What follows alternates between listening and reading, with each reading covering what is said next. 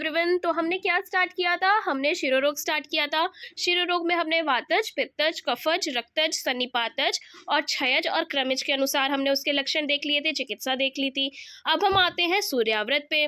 तो सूर्याव्रत में क्या बोला गया है कि सूर्य के उदय होने से पीड़ा आरंभ होती है, धीरे धीरे बढ़ती है, आंख और भ्रू में विशेषकर होती है तथा मध्याह्न में सूर्य के प्रखर होने से ये प्रगाढ़ हो जाती है। मध्याह्न के बाद सूर्य का तेज कम होने से पीड़ा भी कम हो जाती है। इस रोग में कभी शीतल उपचार से शांति मिलती है तथा कभी उष्ण उपचार से शांति मिलती है। यह क्या है? त्रिदोषज अत्यंत कष्टकारी रोग है। इसको हम भास्कर आवृत भी कहते हैं। क्या बोला गया है? भास्कर आवृत बोला है। क्या है इसमें? त्रिदोषज व्याधि है। क्या है? त्रिदोषज व्याधि है। और सूर्य के उदय होने से पीड़ा प्रारंभ होती है, उसके बाद ये धीरे धीरे बढ़ती है, विशेषकर आंख और भ्रू में होती है। फिर इसके बाद जो मध्याह्न है उसमें कैसी होती है? प्रगाढ़ हो जाती है। और उसके बाद जब मध्याह्न के बाद सूर्य का तेज कम होने लगता है तो पीड़ा भी कम होती है। फिर उसके बाद क्या है? यह रोग कभी शीतल उपचार से शांति मिलती है, इसमें कभी उष्ण उपचार से शांति मिलती है। तो यह क्या है? अत्यधिक कष्टकारी रोग है। अत्यधिक कष्टकारी रोग है। इसको हम क्या बोलते हैं? भास्कर आवृत या फिर सूर्य आवृत। देन इसके बाद इसकी चिकित्सा देखते हैं, क्या बोला गया है। इसकी चिकित्सा में बोला गया है कि इसमें नस्य आदि चिकित्सा करनी चाहिए, भोजन के लिए जांगल पशु पक्षियों का मांस रस देना चाहिए, क्षीर से बने पदार्थों का सेवन कराना चाहिए और घृतपान कराना चाहिए। क्या? घृतपान कराना चाहिए और घृत को गर्म दूध के साथ भी देना चाहिए। फिर उसके बाद क्या है? सिर पर त्रिस्नेह धारण कराना चाहिए। त्रिस्नेह में कौन कौन है? घृत, तेल और वसा, मज्जा नहीं है। देन इसके बाद क्या है? रक्तमोक्षण कराना चाहिए। सूर्याव्रत में अर्धाव भेदक के समान चिकित्सा करनी चाहिए और जो अर्धाव भेदक है उसमें सूर्याव्रत के समान चिकित्सा करनी चाहिए। इसमें सिरा से रक्त निकाले, क्या करें? सिरा से रक्त निकाले और बृहन्नस से देना चाहिए। देन इसके बाद हम आते हैं अनंतवात पे। अनंतवात कैसा होता है? ये भी त्रिदोषज व्याधि है। क्या है? त्रिदोषज व्याधि है। इसमें भी तीनों रोग होते हैं। कौन कौन से? वातज, पित्तज, कफज, तीनों दोष होते हैं इसमें भी। तो क्या लिखा है? तीनों दोष प्रकोपित होकर मन्या को पीड़ित करके ग्रीवा के पश्चात भाग में क्या करते हैं? तीव्र पीड़ा करते हैं। क्या करते हैं? तीव्र पीड़ा करते हैं। आंख, भ्रू, शंख प्रदेश में विशेषकर आश्रय करते हैं। गंड पार्श्व में कंप, अनुग्रह तथा अनेक रोग पैदा करते हैं। कौन से? नेत्र रोग पैदा करते हैं। इसको हम त्रिदोषज व्याधि है और इसको हम क्या बोलते हैं? अनंतवात बोलते हैं। क्या बोला गया है? तीनों दोष प्रकोपित होकर कहाँ जाते हैं? मन्या को पीड़ित करते हैं। फिर उसके बाद क्या है? ग्रीवा के पश्चात क्या करते हैं? तीव्र पीड़ा उत्पन्न करते हैं।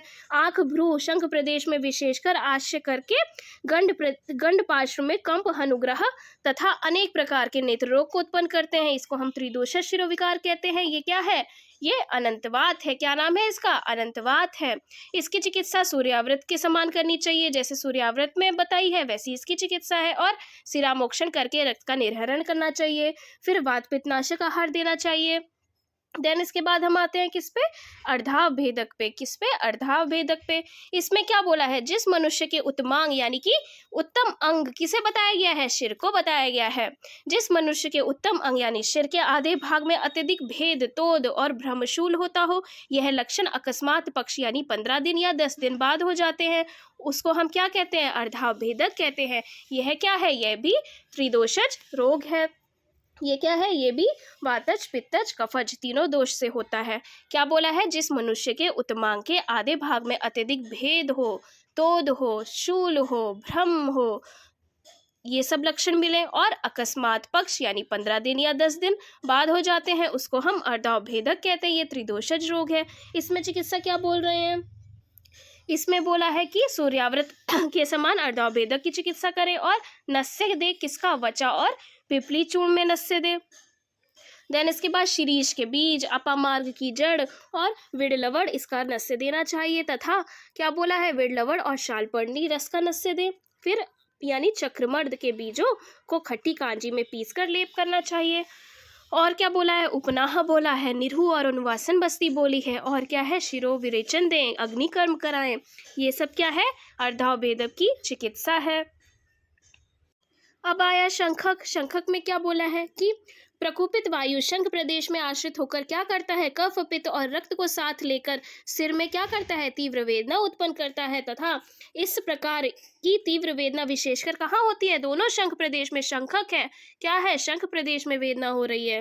फिर वेद के जो ज्ञाता है, पुराने महर्षि हैं, इस अत्यंत कष्टकारक और उपस्थित मृत्यु सदृश व्याधि तथा जो हजारों वैद्यों से भी ठीक ना हो उसको क्या बोला गया है? शंखक रोग बोला गया है।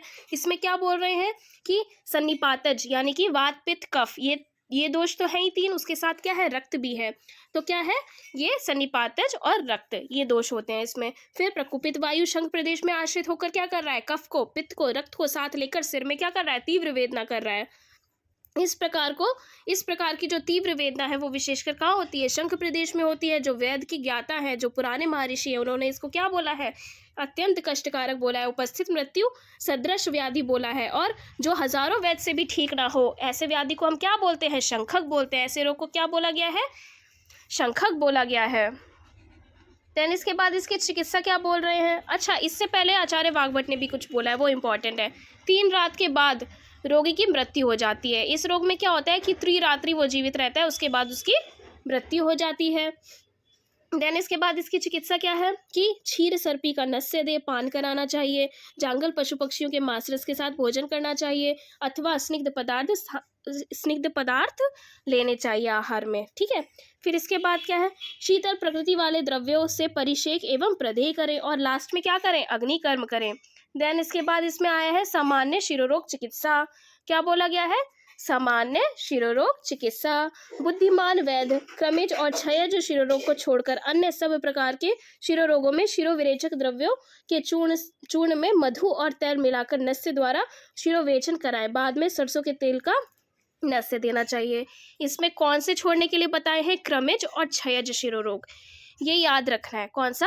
क्रमिज और क्षयज शिरोरोग के लिए नहीं है, बाकी सारे शिरोरोग के लिए ये एक कॉमन चिकित्सा है। क्या बोला है इसमें कि इन दोनों को छोड़ के शिरोविरेचक द्रव्यों के चूर्ण में मधु और तेल मिलाकर नस्य दें। शिरोविरेचक द्रव्यों के चूर्ण में मधु और तेल मिलाकर क्या दें? नस्य दें। फिर उसके बाद द्वारा शिरोविरेचन कराएं। फिर उसके बाद क्या है? सरसों के तेल से नस्य देना चाहिए। ये इतना हो गया हमारा।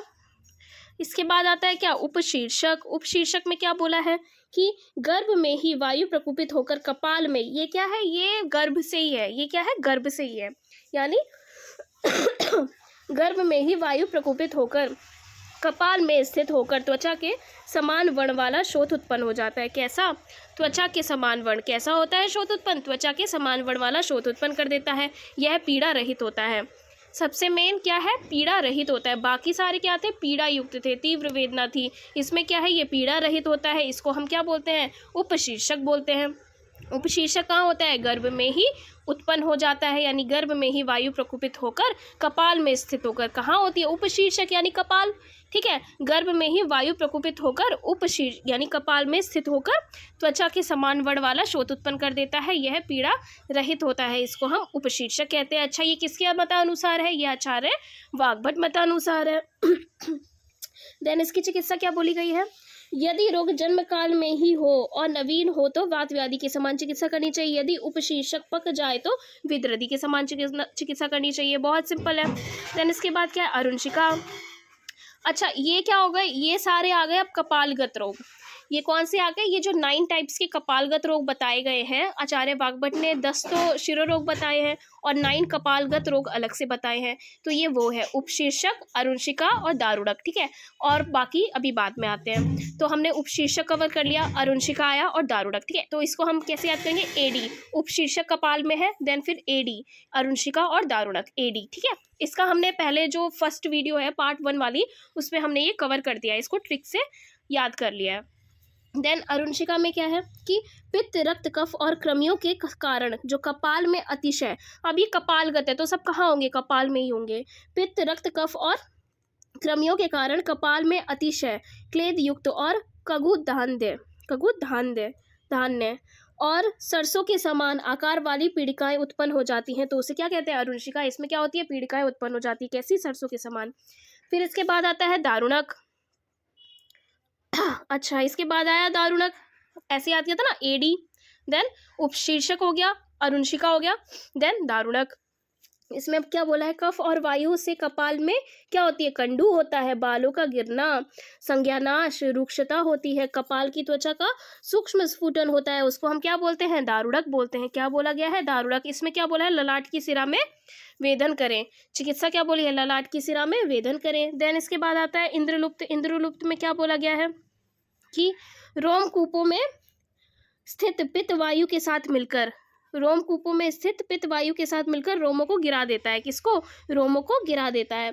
फिर इसके बाद कफ रक्त के साथ मिलकर रोमकूपों को बंद कर देता है। अच्छा, पहले वो उसको बालों को गिरा देता है, पित्त वायु के साथ मिलकर बालों को गिरा देता है। देन इसके बाद वो क्या करता है, कफ रक्त के साथ मिलकर, पहले पित्त वायु है फिर कफ रक्त है, उसके साथ मिलकर ये जो रोमकूप होते हैं उसको ही बंद कर देता है। इससे गिरे हुए रोमों के स्थान पर नए रोम नहीं आ सकते। इस रोग को हम इंद्रलुप्त कहते हैं। लुप्त हो गए हैं, यानी कि बाल जो है हमारे वो लुप्त हो गए हैं, इंद्रलुप्त हो गए हैं।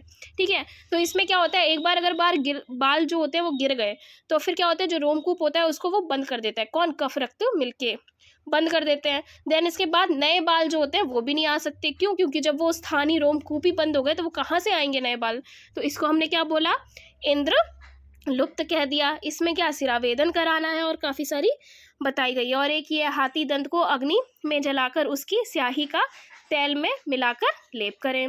देन इसके बाद क्या आता है, इसके बाद आता है खलित। क्या आया इसके बाद, खलित। खलित में क्या है, इंद्रलुप्त के समान खलित रोग उत्पन्न होता है, पर इसमें क्रम से धीरे धीरे बाल गिरते हैं। ठीक है, इसमें क्या होता है, क्रम से धीरे धीरे बाल गिरते हैं खलित में। इसकी चिकित्सा क्या है, खलित, पलित, वली और हरित लोम रोग में शरीर का शोधन कराकर नस्य कर्म और सिर पर मालिश और लेप करना चाहिए। क्या करना चाहिए, सिर पे मालिश और लेप करना चाहिए। देन इसके बाद आया पलित। पलित में क्या बोला गया है, पलित में बोल रहे हैं कि शोक, श्रम और क्रोध के कारण शरीर की ऊष्मा सिर में जाकर वात आदि दोषों से युक्त हो जाती है। क्या है, शोक, श्रम, क्रोध के कारण शरीर की ऊष्मा जो है वो वात आदि से युक्त हो जाती है, दोषों से युक्त हो जाती है। तो केशों को पकाकर क्या करता है, केशों को पकाकर श्वेत बना देती है। केश को कैसा कर देती है, श्वेत कर देती है। उसको हम बोलते हैं पलित। पलित, पलित क्या है, बाल जो ग्रेइश हो जाते हैं ना, बाल जो सफ़ेद हो जाते हैं वो होता है पलित रोग। देन इसके बाद इसमें चिकित्सा क्या बताई है, इसमें चिकित्सा क्या बोल रहे हैं कि खलित रोग के समान ही वमन, विरेचन, नस्यकर्म, अभ्यंग और लेप करें, फिर नील आदि तेल का नस्य दें। ठीक है, ये तो इसकी चिकित्सा हो गई। देन इसके बाद अब आता है कपाल, पीड़िका, अर्बुद और विद्रदी। इसको हमने कैसे याद किया था, पाव से याद किया था। पी से पीड़िका हो गई, ए से अर्बुद हो गया, देन वी से विद्रदी हो गई। क्या बोला है इसमें, इसमें बोल रहे हैं पीटिका, अर्बुद और विद्रदी को दोष की अधिकता के अनुसार जानना चाहिए। देन फिर चिकित्सा क्या बोली है, विद्रदी, पीड़िका और अर्बुद में आम और पक्व अवस्था में इन व्याधियों की पूर्ण वर्णित चिकित्सा करें। देन इसके बाद जो पहले वर्णित है वैसी चिकित्सा करनी है। ठीक है, अब इसमें क्या आया, ये तो हमारे कंप्लीट हो गए। अब आया शिरोबस्ती। शिरोबस्ती में क्या है कि सुश्रुत ने इसका वर्णन नेत्र के क्रियाकल्प में किया है। शिरोबस्ती का वर्णन कहाँ है, नेत्र के क्रियाकल्प में। वो हमने अभी करा नहीं है, उसके भी वीडियोस आएगी। तो अब देखते हैं इसमें क्या क्या बोला है। गुड़ क्या बोल रहे हैं कि सिर में होने वाले रोगों को नष्ट करता है। सिर में तेल लगाने से जो गुड़ उत्पन्न होते हैं उन गुड़ों को शिरोबस्ती कहते हैं। देन इसके बाद क्या है, इसकी विधि क्या बता रहे हैं, इसमें बोला गया है कि वमन, विरेचन द्वारा शरीर का शोधन करके अथवा नस्य द्वारा मस्तिष्क की शुद्धि करके संध्या के समय रोग के अनुसार रोगी को भोजन कराकर सीधा बिठा दें। ठीक है, कब, संध्या के समय रोगी को भोजन कराकर सीधा बिठा दें। फिर बस्ती कोश बांध दें, जो बस्ती कोश होता है वो बांध दें। बस्ती कोश के नीचे के भाग में संधि स्थल पर उड़द का आटा लगा दें। ठीक है, उड़द का आटा लगा दें ताकि जो ऑयल वगैरह हम लोग भरेंगे वो निकले नहीं। पट्टे से द्रव पदार्थ बह ना सके। ठीक है, हो गया, वही चीज़ आ गई। फिर बस्ती कोश में रोग के अनुसार औषधियों से निर्मित स्नेह डाल दें। बस्ती कोश में अब क्या करें, जो औषधियों से निर्मित हमने तेल तैयार किया है उसको भर दें। शिरोबस्ती को धारण करने की अवधि दर्पण से 10 गुना है। कितनी है अवधि? तर्पण से 10 गुना है, यानी कि वातज विकार है तो 10,000 मात्रा, पित्तज है तो 8,000 मात्रा और कफज है तो 6,000 मात्रा। याद रखना है वातज में कितनी है? 10,000 मात्रा। किसकी? शिरोबस्ती की। कब? धारण करने की, है ना, अवधि धारण करने की शिरोबस्ती को। पित्तज में कितनी है? 8,000 मात्रा और कफज में कितनी है? 6,000 मात्रा। देन योग रत्नाकर क्या कहते हैं? योग रत्नाकर ने कहा है स्नेह द्रव को तब तक धारण करें जब तक पीड़ा शांत ना हो जाए, अथवा 1 प्रहर यानी 3 घंटे या आधे प्रहर यानी 1.5 घंटे तक स्नेह भरा रहने दें। ठीक है, इन्होंने एक प्रहर के तरह, मतलब प्रहर से इन्होंने बता दिया है। उन्होंने क्या है? वाक मात्रा बताई है। ठीक है, 10,000 मात्रा और 8,000 मात्रा। दैनिक में क्या है? वाग्भट मतानुसार जब तक मुख और नासिका से स्राव ना हो तब तक स्नेह का धारण करना चाहिए। मुख और नासिका से स्राव ना हो तब तक उसका धारण करे रहे। ये किसने बोला है? ये आचार्य वाग्भट ने बोला है। देन योग रत्नाकर ने बस्ती कोश की लंबाई 16 अंगुल बताई है और वाग्भट ने बस्ती कोश की लंबाई 12 अंगुल बताई है। अच्छा, योग रत्नाकर ने बस्ती कोश की लंबाई कितनी बताई है? 16 अंगुल बताई है। और जो आचार्य वाग्भट है उन्होंने कितनी बताई है? 12 अंगुल बताई है। अवधि क्या बोला गया है कि इसका प्रयोग 5 या 7 दिनों तक कर सकते हैं। अनुकूल होने पर अधिक दिनों का भी प्रयोग हो सकता है। फिर इसके बाद क्या है? इसका पश्चात कर्म बोला है। बंधन को खोलकर तेल निकालकर किसी पात्र में रख लें, सिर, ग्रीवा, ललाट, मुख और कंधे पर मर्दन करें, फिर गर्म पानी से स्नान करके पत्ते आहार ले। तो ये आज हमारा क्या हो गया? जो शिरो रोग है वो हमारा कंप्लीट हो गया। उसकी चिकित्सा भी देख ली और एंड में हमने शिरोबस्ती भी देख ली कि इसकी अवधि क्या है, इसकी विधि क्या है और इसके क्या क्या लाभ हैं।